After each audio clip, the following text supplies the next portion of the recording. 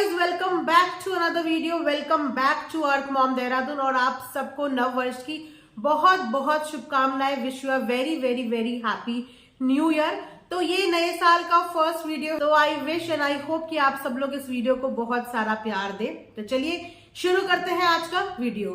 तो जैसे कि आप सब जानते ही हैं कि कल हो चुके हैं अनुराग डोभाल बिग बॉस हाउस से बाहर। तो जहां पे इस वक्त यानी कि आज के दिन ट्रेंड करना चाहिए था हैप्पी न्यू ईयर के हैशटैग, वहां पे ट्विटर पे ट्रेंड कर रहा है no Anurag Doval no Bigg Boss. Like seriously, ऐसा क्यों करते हो बिग बॉस, ऐसा क्यों करते हो?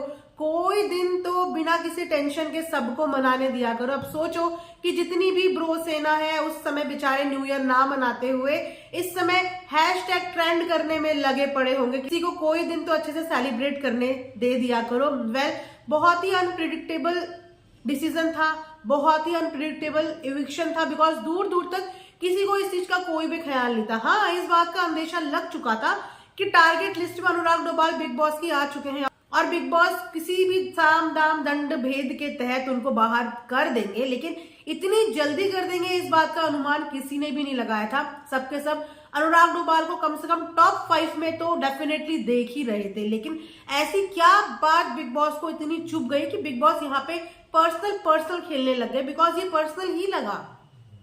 एक बार बच गया बंदा, दो बार बच गया, तीसरी बार तो बिग बॉस ने काम तमाम ही कर दिया। मतलब अगर ये सारा ही एलिमिनेशन का खेल आपके घर के सदस्यों के ही हाथों में है तो फिर पब्लिक से वोट की डिमांड क्यों करी जाती है?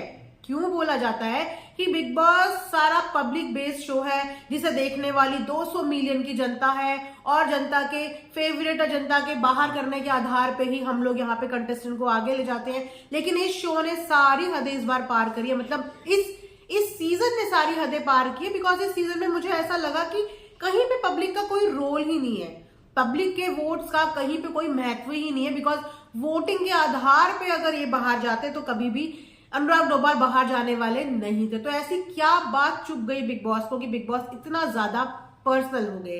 वेल, सेम सिनेरियो अभिषेक के टाइम पे भी हुआ था, जब अभिषेक मल्हन के मुंह से भी बिग बॉस ओटीटी के टाइम पे एक बात निकल गई थी कि मैं पूरी कम्युनिटी को यहाँ पे लेके आया हूं और लोग मेरी वजह से बिग बॉस देखते हैं। जिस टाइम पे वीकेंड के वार में सलमान खान वहां पे उनकी बैंड बजाते हुए नजर आए थे और वही सिनेरियो था कि उस दिन से बिग बॉस की लिस्ट में यानी कि हिट लिस्ट में आ चुके थे अभिषेक मल्हन, जहां पे सलमान खान ने बोला कितने फॉलोवर्स है तुम्हारे?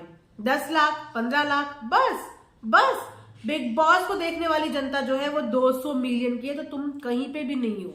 तो ये गलतफहमी मत पालो कि तुम्हारी वजह से लोग इस शो को देखते हैं। तो कहीं ना कहीं उस समय भी बिग बॉस की ईगो में ये बात लग गई थी और वहीं से शुरू हो गया था अभिषेक निकालो प्रोग्राम। और यहाँ पे भी लगता है अनुराग डोभाल जो बार बार अपनी ब्रो सेना का हवाला दे रहे थे, इतनी कॉन्फिडेंटली बोल रहे थे। इनफैक्ट लास्ट नाइट भी वो ये बोलते हुए नजर आए कि मैं तुम सबके सामने से ये ट्रॉफी निकाल के ले जाऊंगा। उनको अपनी ब्रो सेना पे कॉन्फिडेंस था, उनको ही नहीं, बिकॉज जिस तरीके की उनकी फैन फॉलोइंग बाहर देखने को मिल रही थी, जिस तरीके से उनके हैशटैग ट्रेंड पे ट्रेंड कर रहे थे, ये तो श्योरिटी थी ही कि उनको वोटिंग के आधार पे निकालना तो बिग बॉस के लिए नेक्स्ट टू इम्पॉसिबल था। तो बिग बॉस ने चढ़ा एक षड्यंत्र। बिग बॉस ने इस बार पावर दी एक्स कैप्टन के साथ साथ औरा को कि वो लोग डिसाइड करेंगे कि वो लोग घर से बाहर किसे निकालना चाहते हैं। तो तीनों ने अपने अपने एक एक नाम दिए, मतलब आपसी रजामंदी नहीं हुई।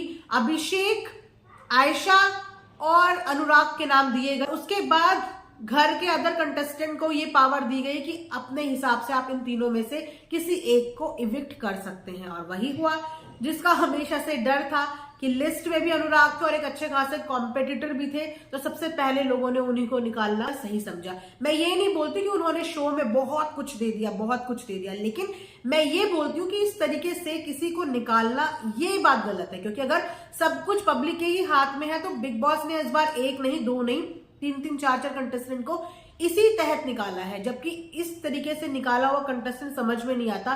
तो अगर इसी तरीके से ये चीजें होती रही तो नेक्स्ट सीजन इनके लिए बहुत मुश्किल हो जाएगा, क्योंकि बिग बॉस की स्ट्रैटेजी अब धीरे धीरे सब लोग जान चुके हैं। सो कहीं ना कहीं यही रीजन है कि अब बिग बॉस के शो में आने के लिए लोगों के दिल में वो एक्साइटमेंट नहीं रहा। जैसा पहले रहा करता था कि वाओ बिग बॉस में जाना है, बिग बॉस में जाना है, अब तो सामने से लोग इस शो को ठुकरा देते हैं, क्योंकि कहीं ना कहीं लोगों को पता है कि बिग बॉस अपने ही फेवरेट कंटेस्टेंट को सपोर्ट करेंगे और उनको ही आगे लेके जाएंगे। वेल, मेरी प्रेडिक्शन ये कहती है कि टॉप 5 में जाने वाले 5 सदस्य हो सकते हैं अंकिता, लोखंडे, मनारा और अभिषेक, ईशा। तो मुझे ऐसा लगता है कि ये 5 कंटेस्टेंट बिग बॉस के टॉप 5 हो सकते हैं। सॉरी, मुनव्वर का नाम मैं कैसे भूल गई, मुनव्वर। तो ये 5 जो है बिग बॉस के टॉप 5 कंटेस्टेंट हो सकते हैं, लेकिन क्या ये लोग डिजर्व करते हैं, वो एक बहुत बड़ा क्वेश्चन मार्क खड़ा कर देता है, क्योंकि इन लोगों ने गेम के अंदर इतना कुछ नहीं दिखाया। गेम के अंदर इनको दिखाने के लिए लोगों को बाहर से बुलाया गया। वेल, इसके बारे में मैं एक सेपरेट वीडियो जरूर बनाऊंगी, लेकिन फिलहाल आप लोगों के लिए यही अपडेट है कि बाबू भैया अनुराग डोभाल बिग बॉस के घर की स्ट्रैटेजी के तहत, यानी कि बिग बॉस के चक्रव्यूह का हो चुके हैं शिकार और घर से हो चुके हैं बाहर। वेल, उनके जितनी भी ब्रो सेना है, इन सब चीजों से वो बहुत ज्यादा डिसअपॉइंट है और उनके नाम के ट्रेंड चल रहे हैं। सारा शो ही एडिटिंग का है, तो किसको कितना स्क्रीन टाइम देना है वो सब कुछ बिग बॉस के हाथ में है। तो अगर उनका मन करेगा किसी को सोते हुए दिखाना है तो वो उसको सोते हुए ही दिखाएंगे, किसी का मन करेगा कि इसको लड़ते हुए दिखाना है तो वो लड़ते हुए ही दिखाएंगे, उनका मन करेगा कि किसी को चुगली करते हुए दिखाना है तो वो वही दिखाएंगे। ये सारा वेल एडिटिंग का शो है। तो इसके शिकार हो चुके हैं अनुराग डोभाल। तो नए साल में ये एक बैड न्यूज है ब्रो सेना के लिए, अनुराग डोभाल के फैंस एंड फॉलोवर्स के लिए, कि अब अनुराग डोभाल बिग बॉस का हिस्सा नहीं रहे। तो कमेंट सेक्शन में आप लोग भी बताना कि आपका इस डिसीजन पे क्या कहना है। आपको क्या लगता है कि ये जिस तरीके का इविक्शन हुआ है, क्या ये फेयर है या ये टोटली अनफेयर है? कमेंट सेक्शन में अपनी राय जरूर देना। यहीं पे ये वीडियो एंड करती हूँ। Thanks for watching earth Mom Dehradun.